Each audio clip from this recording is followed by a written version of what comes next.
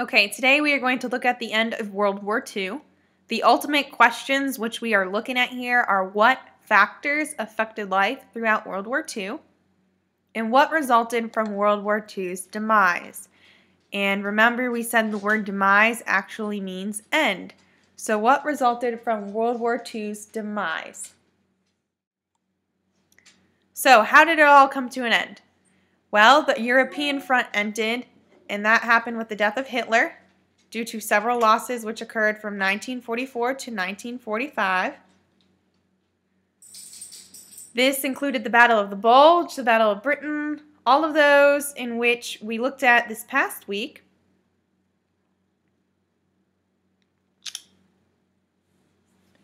Finally, it also ended with the end of the Japanese front, which included the dropping of the atomic bomb, Fat Man and Little Boy, in Hiroshima and Nagasaki.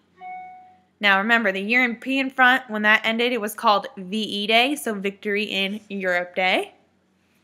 And then with the end of the Japanese front, we could officially say World War II is done. And we had a peace conference after that. So what factors throughout war affected life? First is rationing. When a good becomes scarce, one of those economic terms there, a country will control how much of the good is given to each person. This is known as rationing. It is necessary so that a good can last as long as possible. The United States, for instance, rationed rubber and gas in World War II because those things were needed by the military. So they said, hey, you can only have so much rubber and so much gas, and that is it. That is rationing. Now, there are some significant symbols of World War II, and the most common is Rosie the Riveter. She became a symbol for the millions of women who had to work in the industry during the war. And that industry included industrial and military and consumer goods. They increased production of all those products because all the men were out at war. So it's almost as if women have this can-do attitude.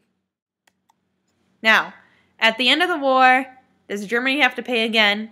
Is another question we need to look at. Germany and Japan post-World War II ended up having to pay reparations just like all the other Axis powers, which included Italy and all the smaller countries underneath such. Now, Germany was also split into two parts, West and East. Just like Germany had actually split up Poland, remember? And the Soviets took the east side and the US took the west. The idea was they have two different governments already, so by doing so, that means we can stabilize each part of Germany and build the economy up before they become one. So once again, the Soviets took the east, which is the part of Germany in red, and the United States took the part that is symbolized in purple. Okay, now the big thing that you need to get from all of this is that after Japan surrendered and after Germany surrendered with the death of Hitler, there was a peace conference. And from this peace conference became a bunch of organizations. And the first one we are looking at here is the United Nations. Now, if you look back at World War I, we had the creation of the League of Nations, which we said was not successful because not everyone was required to join. And once people were required to join, some people pulled out. That's like saying, hey, I'll join for a little bit, and then once I get what I need from it, I'm just going to peace out and leave. Well, the United Nations was created, and the U.S. had specific stipulations which made it much, much more successful than the League of Nations. So, it was formed in 1945, the same year World War II ended. Countries of the world believed that international problems needed to be solved without going to war, another war. The U.S. led the way, and members were committed. There's the big difference between this and the League of Nations.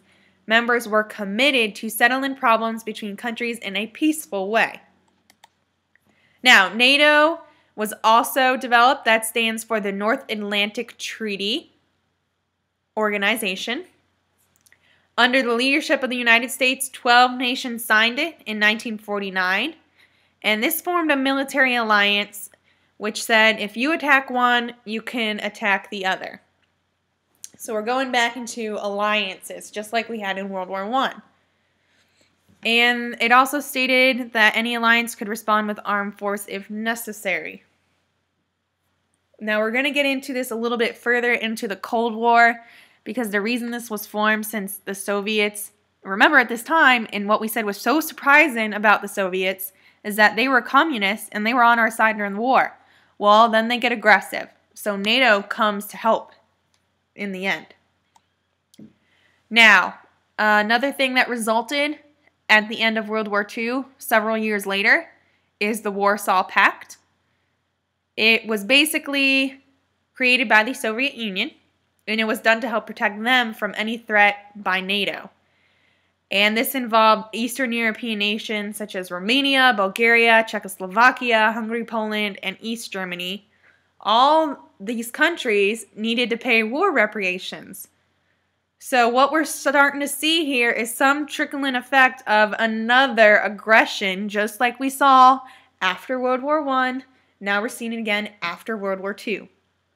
However, we have stronger, much stronger organizations that will help. And finally, your bonus question to end it is create a cause and effect chart on World War II. Include the following: the start, the development, and the end of World War II.